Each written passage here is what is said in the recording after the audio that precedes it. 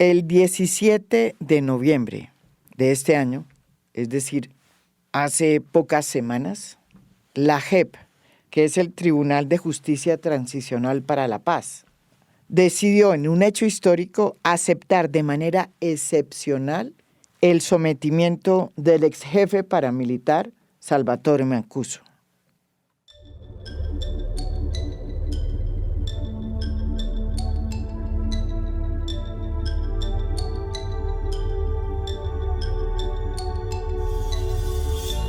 ¿Y por qué digo que es histórico? Pues porque hoy por hoy la JEP no tiene la potestad de recibir como comparecientes a los exmiembros de los grupos paramilitares, porque esa potestad se le quitó en el trámite en el Congreso.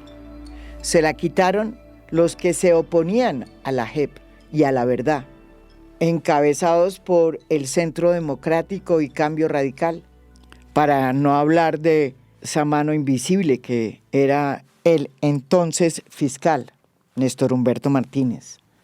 El argumento que se utilizó en su momento para impedir que los ex jefes paramilitares no fueran a la JEP es que ellos tenían su propia jurisdicción, que era la de justicia y paz.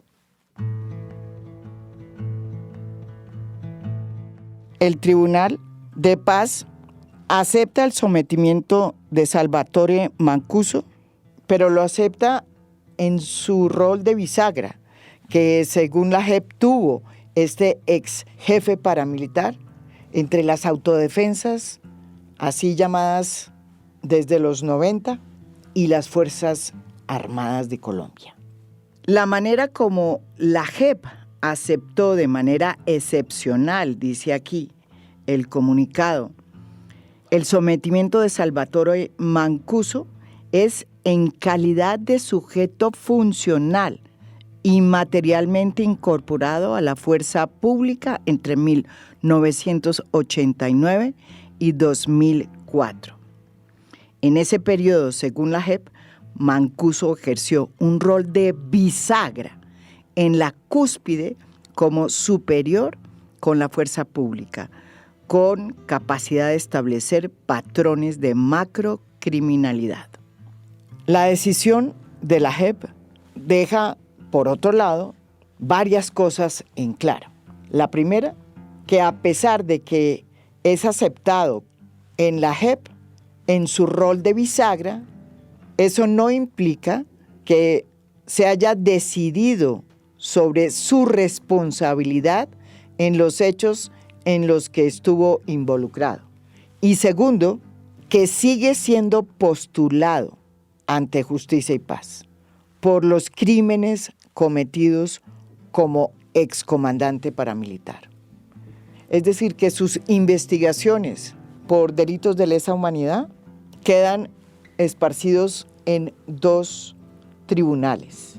Ante la JEP, en su rol de bisagra funcional a la fuerza pública, y por el otro, como postulado de Justicia y Paz, un tribunal que fue creado, repito, para los ex jefes paramilitares que se desmovilizaron luego del acuerdo de paz con el gobierno del presidente Álvaro Uribe y que además estaban dispuestos a contar la verdad. El hecho de que Mancuso esté en la JEP y también esté en Justicia y Paz produjo un salvamento de voto de la magistrada María del Pilar Valencia, porque precisamente no estuvo de acuerdo con que Mancuso estuviera en la JEP y siguiera también en Justicia y Paz.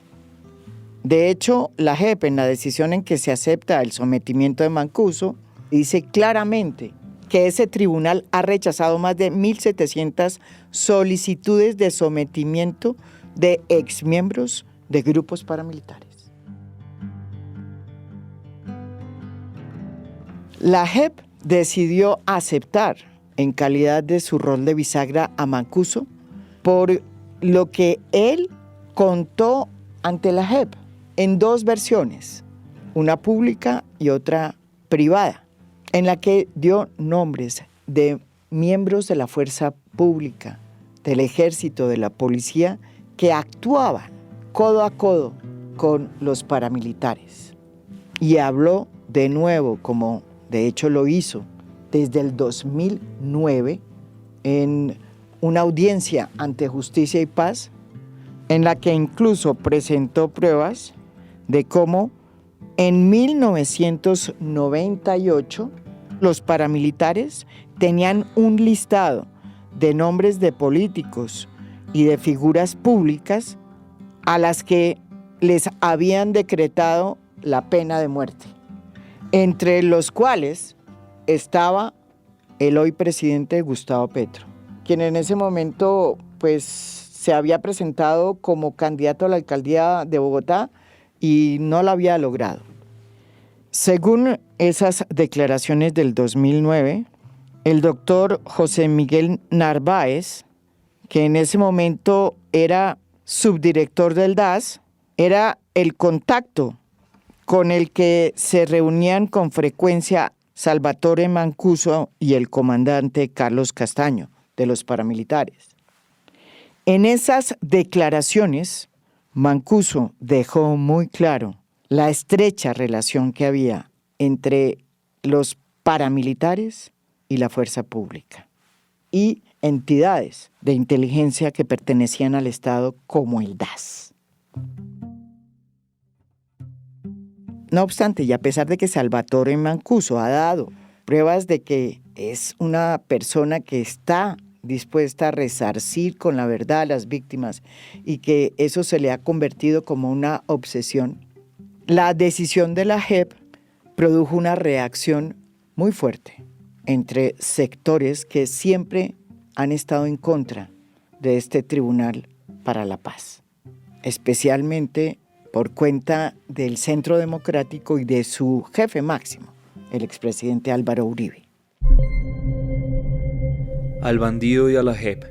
Mancuso dijo a Justicia y Paz que Pedro Juan Moreno, que descanse en paz, no sabía de la masacre de La Granja. Ahora dice lo contrario. Dice Mancuso que dio 2 millones a José María Maroso, fallecido de cáncer en mayo de 2020, para mi campaña de Córdoba. No lo dijo cuando Maroso estaba vivo. La esposa y los cercanos a Maroso confirman la austeridad de esa campaña. Niegan la posibilidad de ese dinero.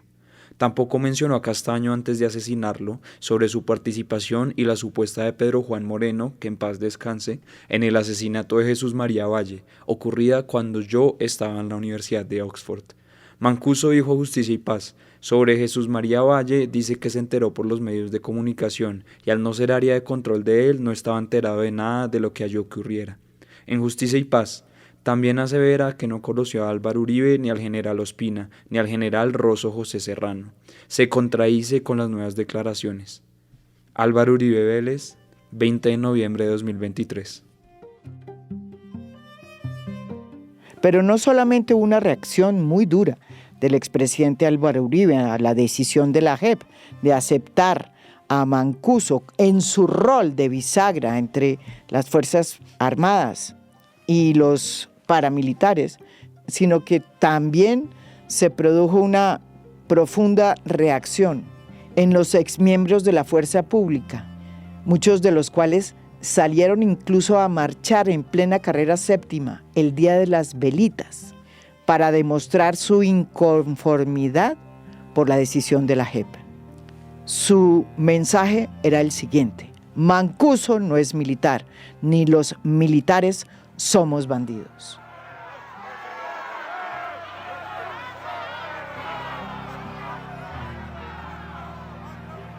El excomisionado Camilo Gómez criticó también el sometimiento de Mancuso ante la JEP y sostuvo que a la JEP se le fueron las luces porque no tenía competencia para incluir paramilitares.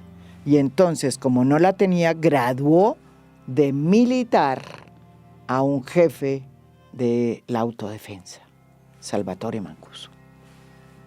El presidente de la JEP, Roberto Vidal, salió a los medios y se sostuvo de nuevo en su decisión y dijo que de ninguna manera la JEP está actuando por fuera de las normas ni de su marco jurídico y que la decisión fue acogida con muchísimo cuidado, de manera absolutamente pública, argumentada y transparente. Pues mire, más que responderle al expresidente, yo quiero agradecerles la oportunidad que me dan de explicar a la audiencia que la JEP es una alta corte del Poder Judicial colombiano y que como tal operamos con autonomía e independencia. Y esa autonomía e independencia es una garantía para todos los ciudadanos y significa que las investigaciones que nosotros hacemos son investigaciones que tienen un carácter público que permite que se conozcan a las partes, que permite además que las partes las contradigan. De manera que no se trata simplemente de lo que opina la JEP o opinamos los magistrados aquí, sino de un proceso en el que los testigos presentan información, pero esa información puede ser controvertida por todas las personas que están siendo o se sientan afectadas por ese proceso. El último capítulo de esta historia ocurrió hace unos días, cuando el propio Salvatore Mancuso, para sorpresa de muchos, decidió apelar la decisión de la JEP. Y cuando uno apela una decisión es pues porque no quedó muy contento.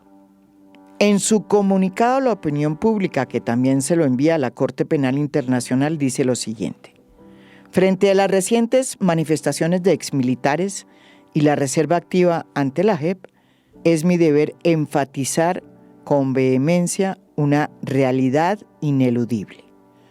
Aunque contamos con militares y policías íntegros y honestos en las filas, la evidencia que he presentado y que otros seguirán exponiendo revela sin ningún margen de duda una asociación ilícita y profunda entre la fuerza pública y las AUC en aquellos tiempos, cuando la guerrilla estuvo a punto de tomarse el poder por las armas.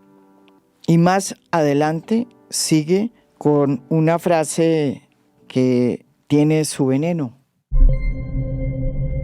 Ahora no son ciertos los crímenes de guerra, los asesinatos de opositores, testigos y denunciantes, ni los listados que recibíamos con esos nombres. No son ciertas la estigmatización, la persecución política y jurídica, la manipulación de testigos. Ahora no son ciertos los señalamientos de enemigos, terroristas, mentirosos, delincuentes y todo tipo de epítetos, ni el hurgar de la intimidad ilegalmente, utilizando equipos tácticos donados por la comunidad internacional para la lucha contra el delito y la corrupción. ¿Acaso no fueron estas armas de la guerra y de la infamia, hechos que perpetuaron el conflicto y obstruyeron el camino hacia la paz, actos que atentaron contra la base misma de nuestra sociedad y la democracia? ¿Acaso eso es lo que Colombia y las futuras generaciones merecen, y no una paz duradera? Salvatore Mancuso, 8 de diciembre de 2023. Luego de esta aclaración, plantea 3 puntos que justifican la apelación. El primero tiene que ver con el hecho de que haya quedado en 2 jurisdicciones, si se puede decir. Por un lado ante la JEP y por el otro lado en Justicia y Paz. E insiste que eso no debería ocurrir porque hay un poder prevalente que debería ser la JEP. Habla también de la inviabilidad que hay de separar o escindir el rol de él, de bisagra, de su función como comandante de la SAUC, y que ese fraccionamiento pues le va a impedir cumplir seriamente con su compromiso con la verdad ante la JEP y ante las víctimas. Desde hace mucho tiempo estamos buscando una entrevista con Salvatore Mancuso y finalmente la hemos logrado. Hoy, finalmente, después de mucho pujar por esta entrevista, logramos obtenerla y estamos aquí en A Fondo con Salvatore Mancuso. Bienvenido a Fondo, Salvatore. Muchas gracias, señora María Jimena. Un saludo respetuoso para usted, para toda su audiencia, para su equipo de trabajo, para todos quienes nos escuchan, para las víctimas en especial y el país. Nosotros conocimos ya su comunicado en el que pues plantea sus opiniones sobre cómo recibió usted esta decisión de la JEP, pero yo quiero que usted nos la cuente. ¿Qué significó para usted finalmente que la JEP lo haya aceptado como bisagra, en su función de bisagra? Es decir, en su función de que era de que era un civil que había establecido una gran relación con las Fuerzas Armadas y que por eso podía ejecutar una función de bisagra entre las autodefensas y la fuerza pública. Lo ¿Cómo escucho, no, María Jimena? lo Muchas escucho. gracias. Esta pregunta que me hace tiene una respuesta con una multiplicidad de aristas, por lo menos 10 implicaciones se me viene a la mente en este momento. Y una, bueno, yo primero tengo que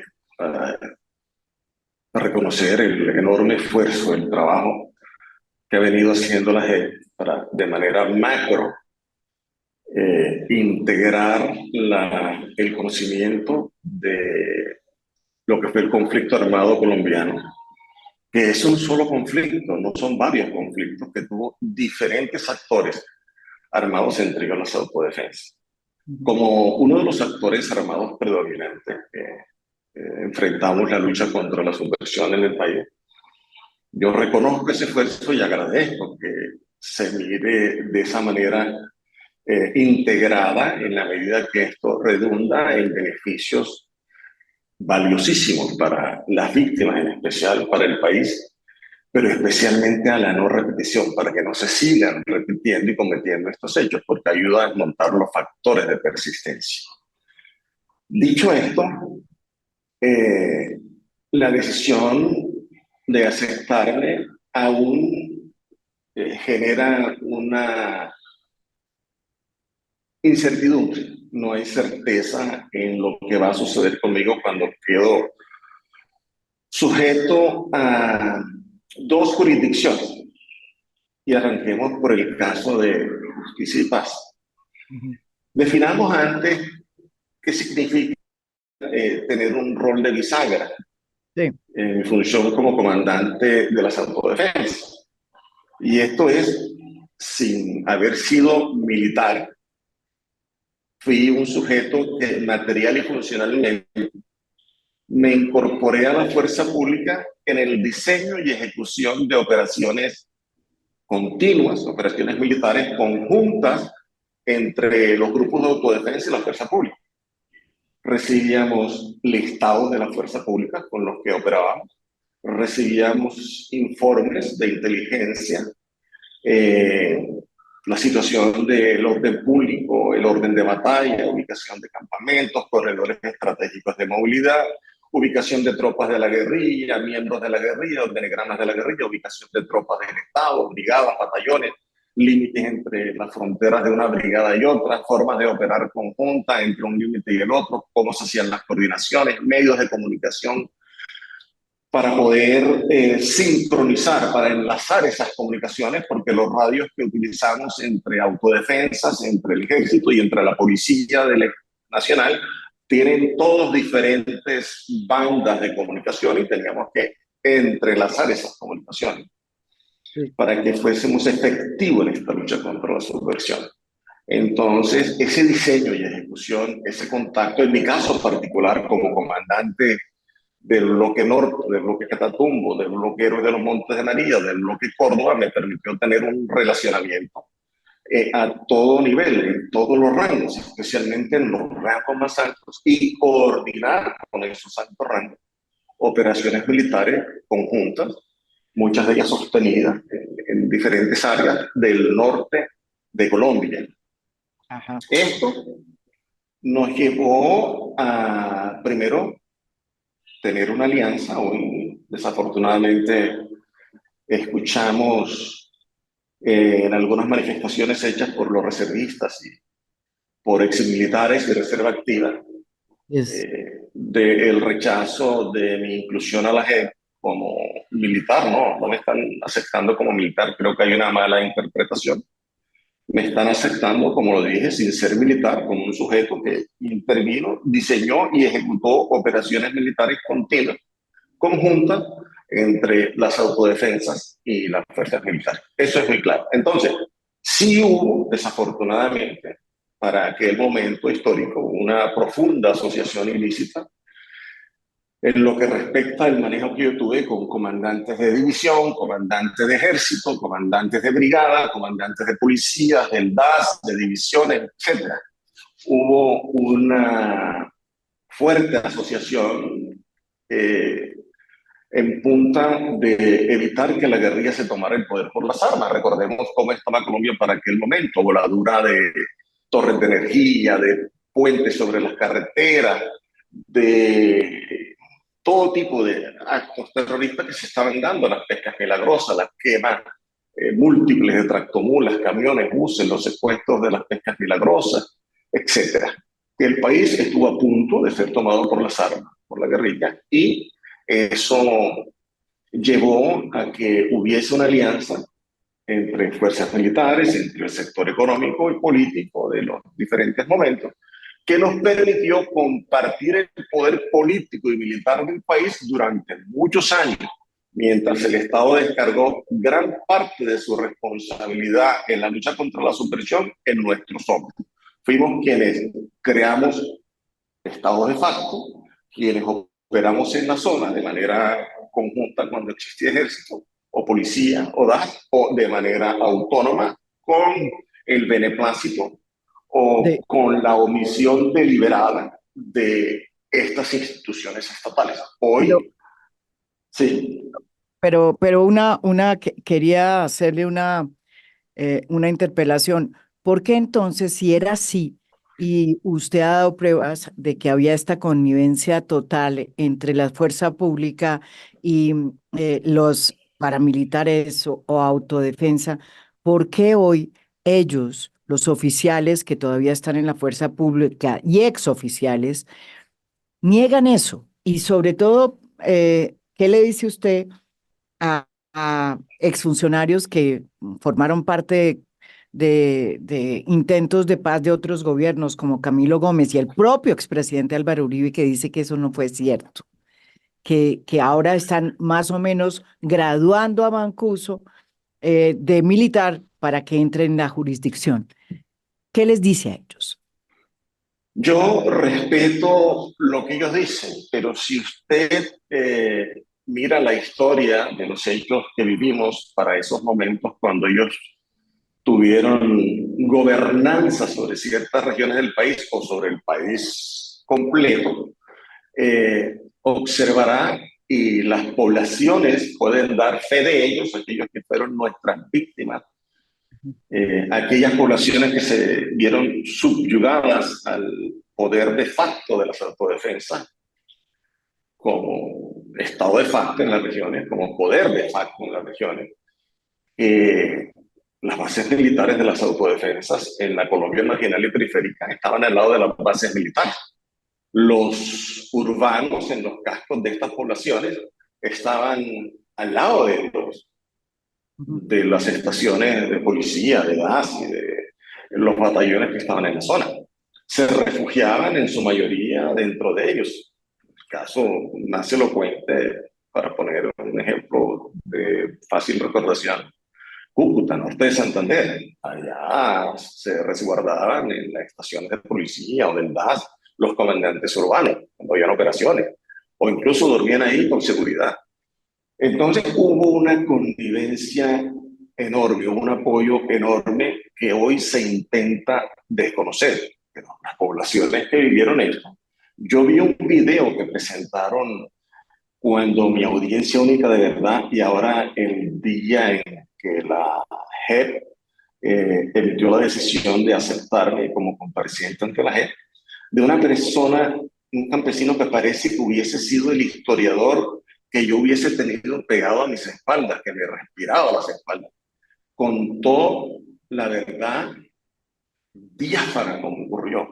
Dice que cuando la toma del diamante en Tierra Alta, por ejemplo, salieron camiones, camionetas, buses, carros, camiones de hurra, de todo lo que pasaba por el área, cargada con militares para ir a apoyarnos en la toma al campamento de Tolobá el 28 de diciembre del año 1998.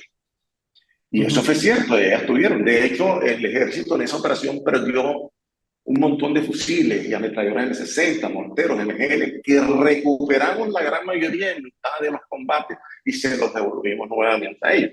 Entonces, era una alianza absoluta, permanente, estable. Se coordinaban esas operaciones, se pedía apoyo, coordinábamos, los apoyábamos a ellos cuando estaban también en operaciones difíciles y estaban hostigados, tenían tropas encerradas, copadas por la guerrilla. Recordemos que hubo secuestros masivos en tomas guerrilleras a diferentes bases o estaciones móviles que tenían.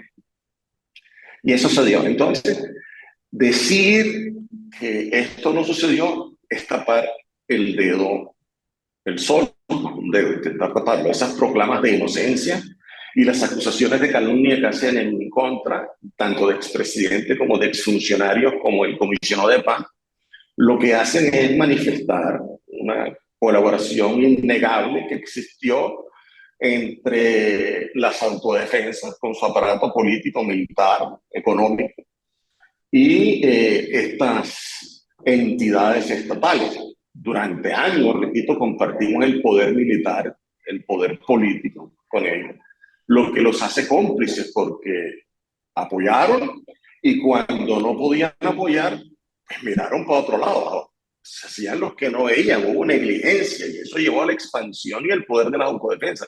De hecho, en la época del presidente Pastrana, cuando él despeja el Caguán, es cuando mayor preocupación hubo entre la clase política, la clase económica en el país, y se nos pide que intervengamos, que por favor no dejemos que se le entregue el país a la guerrilla y que el país sea tomado por la guerrilla, y que política y militarmente van a lograrlo de esa manera, y pensamos que iba a haber una constituyente y que en esa constituyente tenía el mayor número de personas afectadas a la guerrilla en el Congreso para ese momento, y es cuando decidimos entrar de manera muy fuerte. Y usted mire las cifras, los números de hombres de autodefensa, acciones de autodefensa, territorios a dominio y control de la autodefensa, para que vea el crecimiento exponencial a partir del año 1998 hasta el año 2002. Fue el mayor crecimiento en todos los sentidos políticos, económicos, sociales de la autodefensa. Tuvimos que llegar al Congreso para evitar que si existía una constituyente no tuviesen la mayoría allí, que nosotros pudiésemos tener representación y no se le entregara el país como pensaban ellos en sus diferentes conferencias nacionales que hacía la guerrilla. Entramos a todos estos territorios a bloquear el accionar de la guerrilla, y eso permitió que la autodefensa creciera de esa manera exponencial. Entonces, decir que el fenómeno de autodefensa no creció ligado al poder económico, al poder político, que ese escenario se enfrentó de maneras autónomas, solos, o que ellos nos combatieron, eso contradice la realidad de lo que existió en el país. O sea, hoy no me conocen, no conocen a las autodefensas, hoy convenientemente desconocen las alianzas que existen, pero las pruebas que han entregado son irrefutables, y las poblaciones, aquellas afectadas donde nosotros operamos, pueden dar fe y testimonio de lo que le estoy diciendo. En el caso de Salvatore, de las declaraciones de Álvaro Uribe tienen que ver con un tema que usted tocó desde antes, desde que estaba en Justicia y Paz, y que tiene que ver con la masacre del Aro y de la Granja, ¿sí? Usted en su momento, en lo que dijo en Justicia y Paz, planteó y contó todo lo que había pasado en ese momento, y habló de Pedro Juan Moreno, de la vinculación de en ese momento. Él era el secretario, creo que, de seguridad de la gobernación de Antioquia, presidida en ese momento por Álvaro Uribe Rueda. Y según su versión, él estuvo en casi todas las reuniones en las que usted también estuvo, y en las que se preparaba toda la tema de seguridad de la región. ¿Qué es lo nuevo que usted cuenta en la JEP y se lo pregunto, pues porque eso ya salió, se filtró a los medios de comunicación, que molestó tanto a Álvaro Uribe.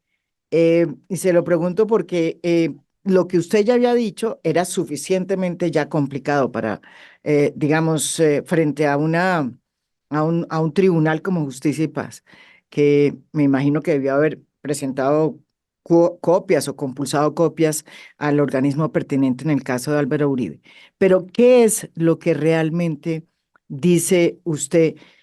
Hay una frase que salió en todos los medios y es que Álvaro Uribe sabía antes que iba a suceder la masacre de por lo menos La Granja y el Ara. Bueno, hagamos ciertas claridades al respecto. Uno, en Justicia y Paz, y esto es bueno que lo sepa el país y especialmente que lo sepan las víctimas, y ustedes como generadores de opinión y aquellos intelectuales que han venido estudiando todos estos temas del conflicto armado y que generan opinión también. Cuando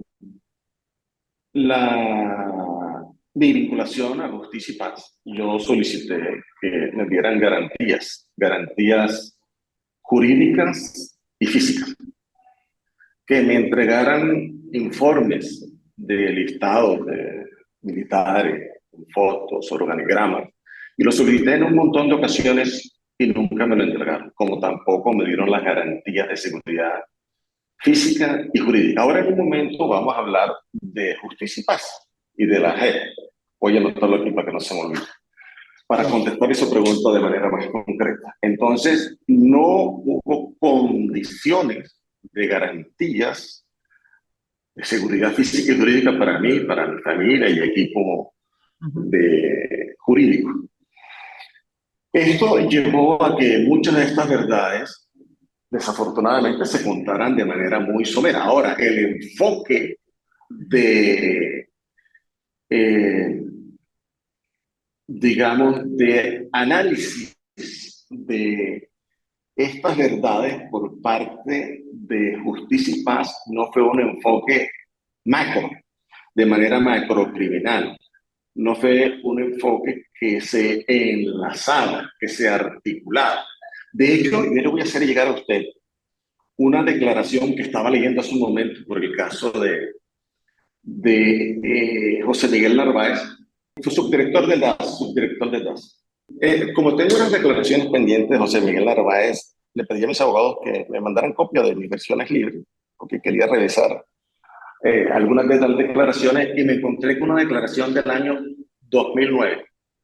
Todavía no había modificado la ley 975 del 2005 por la 1592 del 2012. Estamos hablando del 2009. En el 2012, la ley de Justicia y Paz la modifican y introduce factores de macrocriminalidad. Pero básicamente esos factores de macrocriminalidad en la operatividad nunca se dio una profundización y judicialización e investigación macro de lo que ocurrió en el conflicto. De hecho, aún desafortunadamente, sigue habiendo un sistema de justicia transicional y Justicia y Paz que se ha quedado obsoleto, anacrónica con respecto a las demandas de macrocriminalidad que pide y llama la justicia transicional. Esto aboca a vacíos e indefiniciones, a dudas, y aboca que continúen con el caso a caso. Tuvo una metamorfosis, Justicia y Paz, y se convirtió en lo peor que puede existir en un escenario de justicia transicional, y es que se convirtió en un sistema de justicia paralelo a la justicia ordinaria, la peor de las metamorfosis, pero no justicia transicional. Entonces, ¿qué sucedió? Cuando se queda con el caso a caso, Justicia y Paz no tiene las herramientas para mirarla desde esa visión macrocriminal que yo se la muestro, sí, que tiene la gente, que se la muestro, y en el 2009, precisamente en esa declaración que daba del caso de José Miguel Narváez, decía: Le decía al fiscal de esa época, señor fiscal, es que usted no puede mirar el tema de los militares de manera local, como lo está mirando, de manera aislada. Usted tiene que mirarlo de manera macro. Si usted no mira estos temas de manera macro, de manera articulada, jamás va a entender cómo operamos, porque es que esos militares que hoy usted ve en Córdoba, o que ayer vio en Urabá, y que mañana ve en el Cesar, o que ve en el Catatumbo, o que ve en Antioquia, o que ve en otras regiones del país, esos militares trabajaron con nosotros. Cuando uno se alianza con uno de ellos, queda siendo parte del engranaje de las autodefensas el resto de la vida, donde quiera que vayan. Y eso fue lo que ocurrió. Entonces ellos iban ascendiendo y escalando en poder hasta que llegaban a ser comandantes de las fuerzas militares y comandantes de ejército, por ejemplo. Claro, pero fíjese que en esta ocasión lo que hace el presidente, el expresidente Álvaro Uribe es decir más o menos que usted lo que está diciendo es falso. Dice que ni siquiera lo conoció, que lo vio una vez, que él hizo una negociación con los paramilitares en Francalit de manera transparente de cara al país y que no es cierto, digamos, lo que usted dice, tratando de decir que usted falta la verdad. ¿Usted qué reflexión le da esa reacción del expresidente? Bueno, usted conoce que entre las armas de guerra y de la infamia que utilizamos y que perpetuaron el conflicto y obstruyeron el camino hacia la paz, entre ellas está la estigmatización, la persecución política y jurídica, la manipulación de testigos, declarar que los señalamientos que se hacen son falsos, que lo hacen enemigos por venganza, que son terroristas, mentirosos, delincuentes, todo tipo de epítetos. Y bueno, esa es la manera como las personas, para evitar que la justicia eh, opere, cuando se les sale de las manos el control y manipulación que tienen de ellas, pues acuden a herramientas nefastas como esas que perpetuaron el conflicto y que aún hoy en día siguen desafortunadamente utilizándose. Espero que las generaciones actuales lo logren entender, porque esto atentó contra la base misma de la sociedad de la democracia y no es lo que merece las futuras generaciones. Creo que todos merecemos un país en paz, con una paz duradera, reconciliado. Creo que tenemos el derecho a resarcir los errores que causamos, el daño causado, y a reingresar o reintegrarlos nuevamente a la sociedad. No sé, porque habrá personas que se empecinan en aquellos que asumimos el valor, porque para eso sí se requiere valor, asumir esa responsabilidad de manera pública, mirando a las víctimas a la cara, a los ojos. Es algo durísimo, tremendo, tener que mirarlas de esa manera, sentir con todo el respeto, porque uno nunca alcanza a sentir el dolor de las víctimas, sentir ese dolor aún allí y pedirles perdón, expresar el arrepentimiento, hacer compromisos de no repetición, contarle dónde están sus seres queridos. Le cuento que eso es de las cosas más dolorosas y difíciles que he hecho en mi vida y que sigo haciendo día a día. Yo invito a aquellas personas que tuvimos responsabilidad en el conflicto y que, por favor, hombre, seamos coherentes con la historia, con el momento histórico, con lo que representan para la historia del país y para las nuevas generaciones. El paso aquí no es llamémonos a venganza, utilicemos las verdades para venganza y retaliaciones, no. La verdad para que no se repitan los hechos, la verdad para desmontar los factores de persistencia, la verdad para reconciliarnos como un elemento reconciliador, pero no la verdad para venganza, para retaliaciones. ¿De qué sirve la verdad de esa manera? Sirve para estigmatizar, para que siga siendo arma de guerra. Esa no es la idea.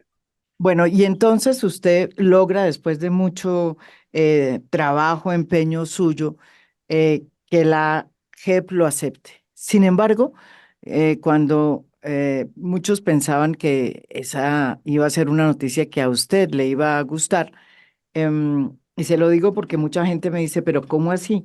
Finalmente se logra que la JEP acepte a Mancuso y Mancuso decide no a como que cuestionar la manera como entra y apelar.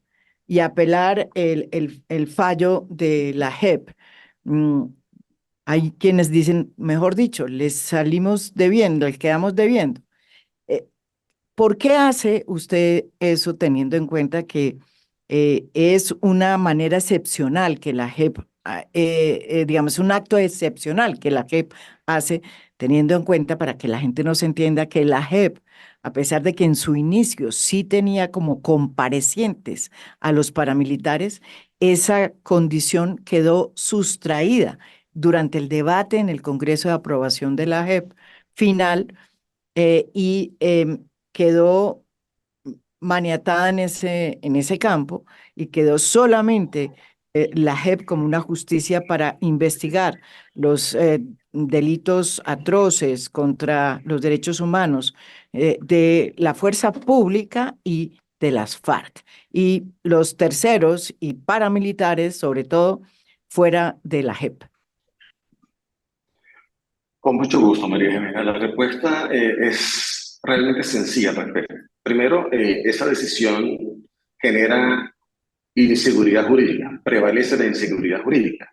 Y un sistema de justicia transicional, lo primero que aboca es que exista seguridad jurídica para todos, para las víctimas y para los comparecientes. Dos, Y hay inseguridad jurídica. ¿Por qué? Porque usted no sabe qué va a pasar si el día de mañana le permiten salir del territorio norteamericano y llegar acá.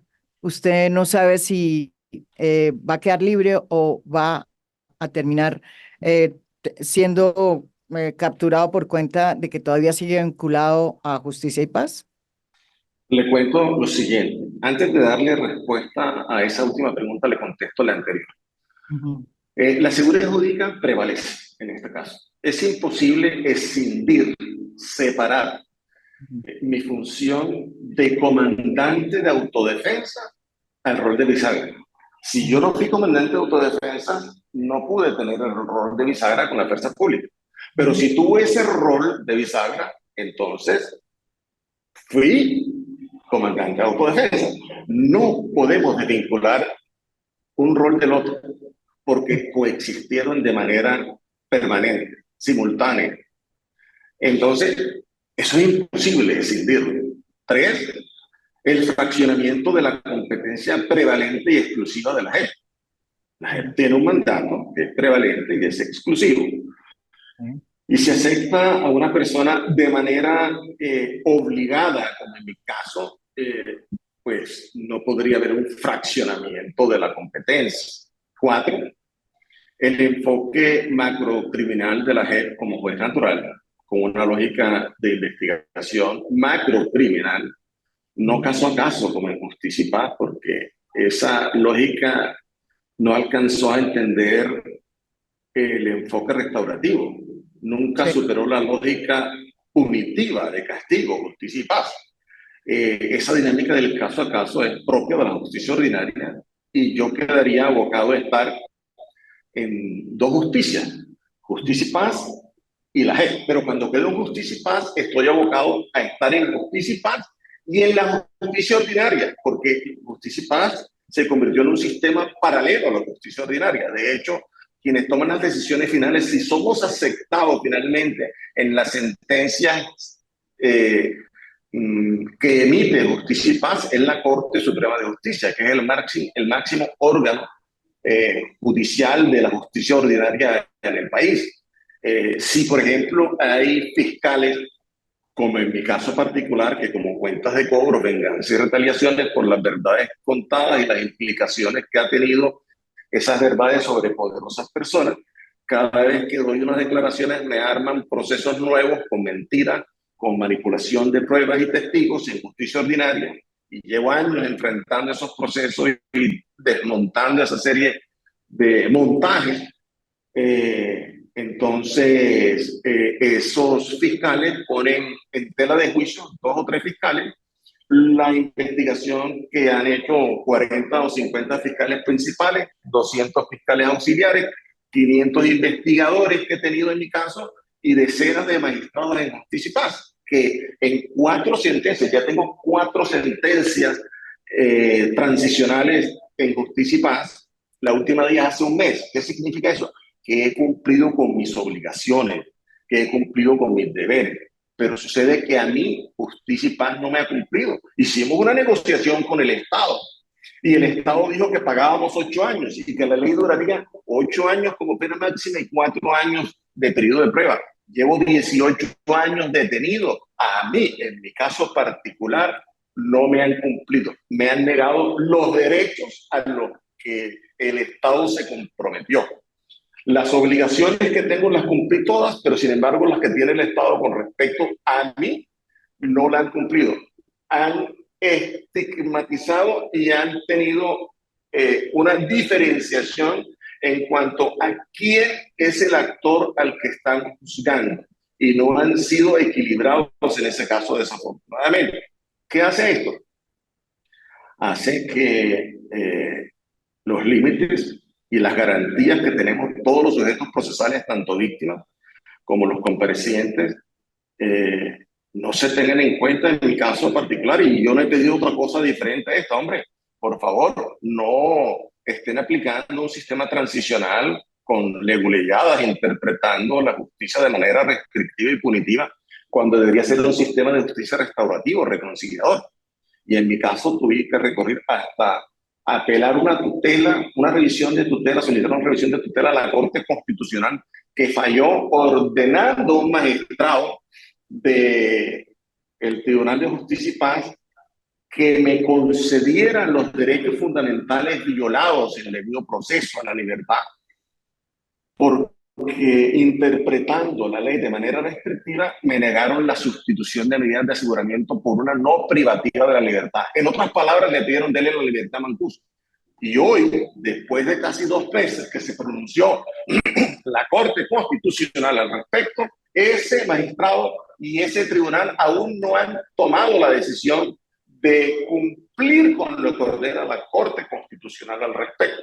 Entonces, y esto lo vienen haciendo desde hace años, son 4 años que vengo luchando con estos temas desde que recuperé la libertad por Justicia y Paz en el año 2020, en marzo del 2020.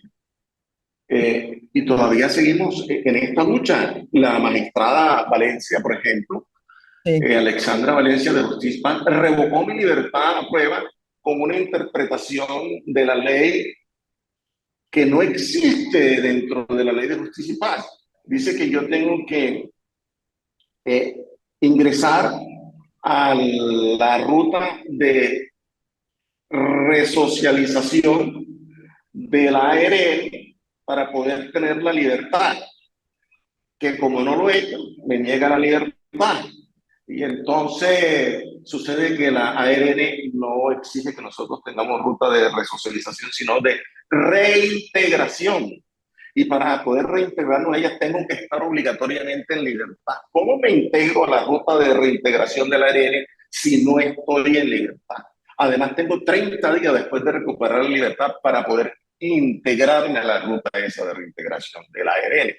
Por ejemplo, además dice que si me da la libertad, yo me voy para Italia. ¿Cómo puede uno suponer y tomar decisiones con base a supuestos, si es que yo he cumplido durante toda mi vida con todas las obligaciones de justicia y paz? Que me digan una sola acción en la que yo haya incumplido mis compromisos de justicia y paz. No existe una sola que les dé siquiera el indicio que yo voy a incumplir. Lo que le dije a Justicia y Paz es que yo buscaría protección internacional si no me daban las garantías a las que yo tengo derecho, porque ese fue lo que pactamos con el Estado colombiano. Entonces, ¿por qué a uno sí les reconocen esos derechos y a mí no se me reconoce? Efectivamente, esto tiene una respuesta lógica y son venganzas, manipulaciones, persecución política y jurídica a través de la manipulación de la justicia. Entonces, ¿y hecha por quién? ¿Pero hecha por quién? Se lo pregunto, porque, ¿por quién? ¿Por sus enemigos? ¿Por quiénes son sus enemigos? Por aquellas personas poderosas contra las que he declarado en el país, para que no me ponga a decir nombres, por favor. Entonces, ese es un tema. Ahora, volvamos otra vez al tema de justicia y paz. Yo llevo y la gente no lo sabe. Llevo 18 años en este proceso, de los que tenía que hacer máximo 8 años, y llevo 18 años detenido. Y me faltan 40 años para terminar el proceso de justicia y paz. Las víctimas no están dispuestas a seguir esperando 40 años más para que haya justicia y reparación para ellas. Las víctimas no saben y tenemos que decirles esta verdad cruda y dura para que sepan en la realidad que estamos enfrentando en este momento. Para terminar justicia y paz, en mi caso particular, requerimos 40 años más. Por eso le digo, no existe seguridad jurídica si me dejan expuesto a continuar en justicia y paz.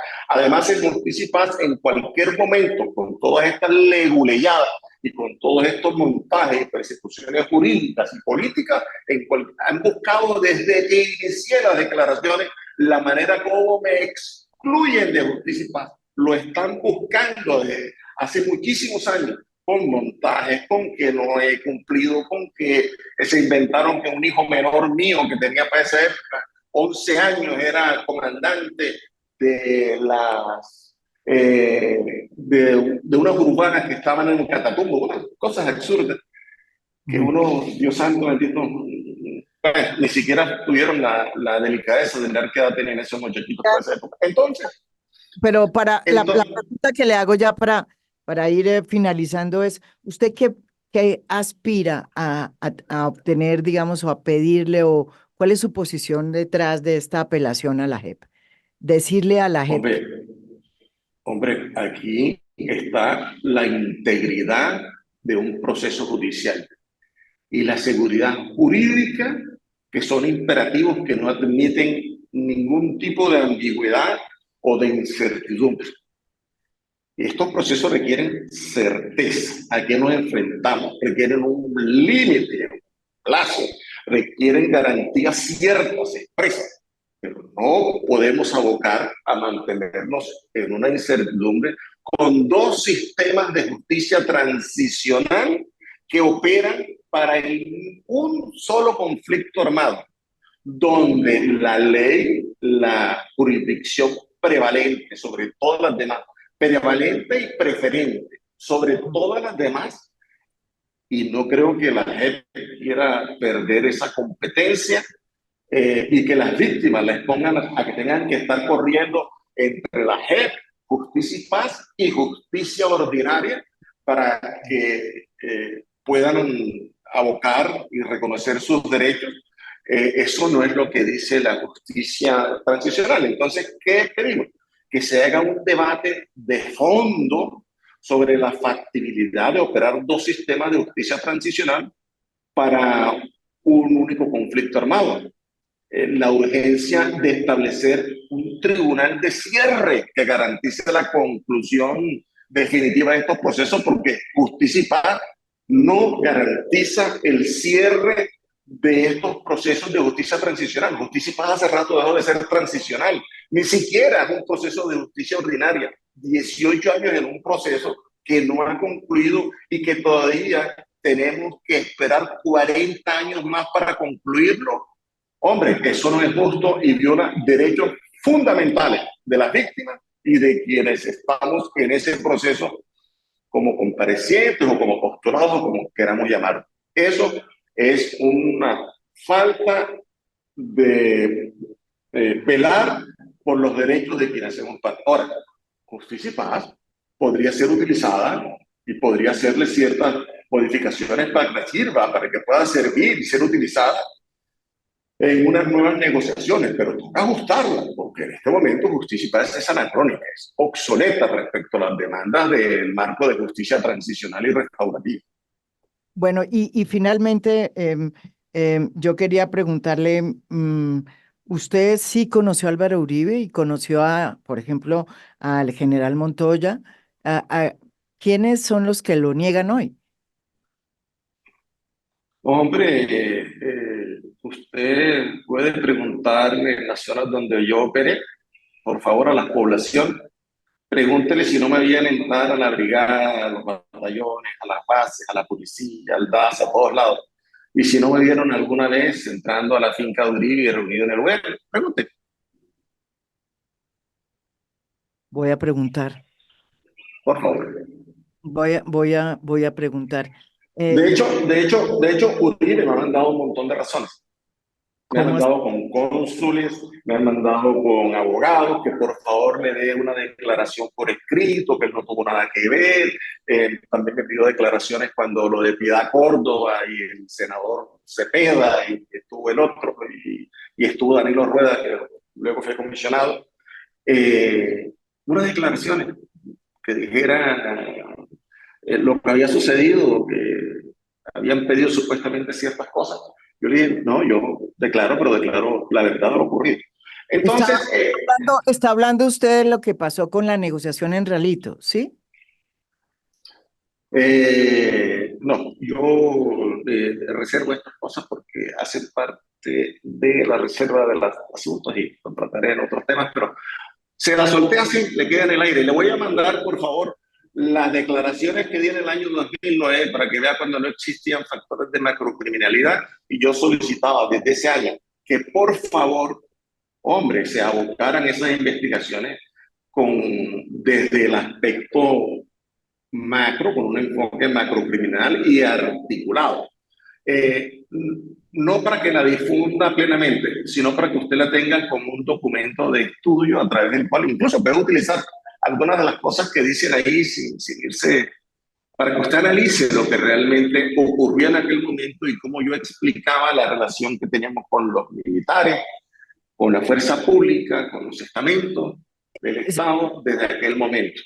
Pero una de las Y lo dije, que me sí. sorprende a oírlo, cuando lo oigo, me acuerdo mucho de esa frase del entonces alto comisionado de paz del gobierno del presidente Álvaro Uribe, que decía que de pronto el país no estaba listo para tanta verdad. ¿Se Es acuerda cierto.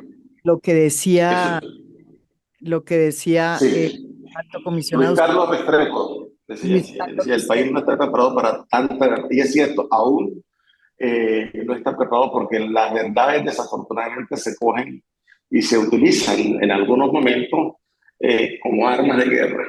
Eso sí es tremendo. Bueno, yo le agradezco esta sinceridad con que me ha respondido aquí esta entrevista y me resta preguntarle, ¿usted está en este momento como en un limbo jurídico en los Estados Unidos? Usted terminó su condena en Estados Unidos, pero está esperando ¿qué? La decisión de acá, ¿cómo es su situación? Mi situación jurídica en Estados Unidos, estamos, digamos, que esperando una respuesta de una corte de migración de apelación. Eh, le explico para que haya claridad en este aspecto. Mire, el juez de migración negó mi solicitud de protección internacional. Fuimos a una corte de migración de apelación. La corte de migración de apelación nos dio la razón. Devolvió hasta el juez de migración diciéndole que tuviera en cuenta nuestros argumentos. El juez de migración no tuvo en cuenta los argumentos que le pidió la Corte de Migración de Apelación y falló nuevamente en contra mía. Volvimos a apelar y en este momento está nuevamente en la Corte de Migración de Apelación, lo que nos hace inferir razonablemente, como lo dije esta mañana a la juez de ejecución de sentencias de justicia y paz, la doctora Luz Marina Zamora, que me preguntó que si cómo estaba mi caso en Estados Unidos. Bueno, podemos inferir razonablemente que es muy probable que falle en igual forma como falló la primera vez, porque el juez no tuvo en cuenta todo lo que pidió la Corte de Apelación que revisara. Ahora, ¿qué espero? Espero que hayan firmado entre la oficina del alto comisionado, que quedó pendiente con el doctor Danilo Rueda, un protocolo que permita mi regreso con garantías y condiciones de seguridad. Justicia y Paz se ha atravesado para que yo no retorne en libertad al país, no ha cumplido con la resolución que firmó el presidente donde solicita que se me levanten las medidas de aseguramiento. Y mientras no existan seguridades físicas y jurídicas con garantes y acompañantes y verificadores internacionales, es complicado volver al país en esas condiciones. ¿Por qué? Porque uno, yo soy un objetivo de altísimo valor para aquellos que se sienten amenazados con las verdades, vulnerables a estas verdades. Dos, no hay seguridad jurídica, se me ha incumplido a mí en los aspectos que tienen que ver con justicia y paz. De hecho, hasta la Corte Constitucional tuvo que pronunciarse, y aún pronunciándose la Corte Constitucional, Justicia y Paz no ha tomado la decisión. Tres, quedé en un limbo jurídico con una inseguridad jurídica en la toma de decisiones de mi aceptación como compareciente a la JEP. Entonces, mantengo abierta la solicitud de protección internacional. Yo todavía no puedo enviarle a la Corte de Migración de Apelación una moción diciéndole, mire, las condiciones para mi caso en Colombia han cambiado. No tengo manera de demostrarle que las condiciones han cambiado en Colombia hasta que no existan todos estos protocolos, acompañamiento internacional, firmados y todas estas cosas. Es un imposible. Yo lo he solicitado que lo hagamos de la manera urgente. Que yo debería estar en Colombia desde hace 4 años, pero desde que el presidente Petro, a quien le agradezco tener en cuenta la experiencia, el conocimiento que tuvimos en el conflicto, con esa resolución me nombra gestor de paz para poder colaborar con la paz, con la reconciliación y especialmente con la no repetición en el país. Desde agosto que me nombró, aún no hemos logrado concretar todos estos temas en la oficina del alto comisionado. Esperemos que con la llegada del nuevo señor comisionado podamos avanzar celeramente en estos temas. Muchas gracias. Muchísimas gracias, Salvatore Mancuso, aquí en A Fondo. Gracias, doctora María Jimena, y a toda su audiencia. Esto es A Fondo. Mi nombre es María Jimena Duzán.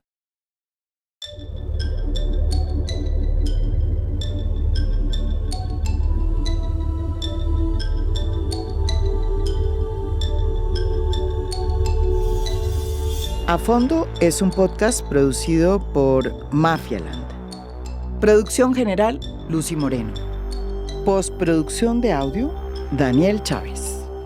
Música original del maestro Óscar Acevedo. Nos pueden escuchar también en mi canal de YouTube. Gracias por escuchar. Soy María Jimena Duzán.